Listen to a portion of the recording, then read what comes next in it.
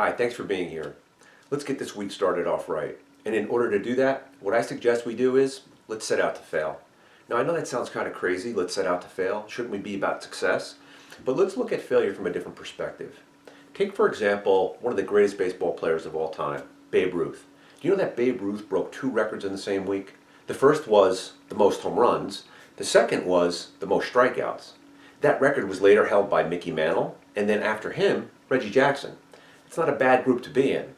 But if we really look at that, they failed more than they succeeded. And that's true with a lot of greats, with a lot of great successes, right?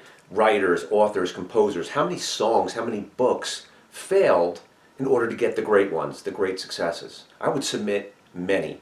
But we don't remember the failures, we remember the great successes. And thankfully, so do the people that produced them, right? And now let's look at it from a sort of a larger perspective. Take Google, for example, a company perspective.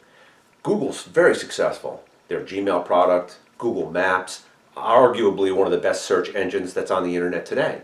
But what about some of their failures? Google Buzz, Google X, their web page developing platform, or Frugal, their online shopping platform. All colossal failures. But we don't know them for that. We only know them for their successes. So as individuals, we really have to get in the game. We have to get out there, we have to produce, we have to innovate, we have to try, and we cannot be afraid to fail, because ultimately our greatest successes will come from some of our failures, provided we're open to failing and open to learning that lesson. Additionally, for our leaders out there, we have to create an environment where people aren't afraid to fail. We have to create an environment where people are empowered to innovate, are willing to take a risk, and ultimately where we're willing as leaders to help them learn from their mistake and learn from their failure and help them grow. So really, don't be afraid of that fact, and let's get out there this week and let's not be afraid to fail.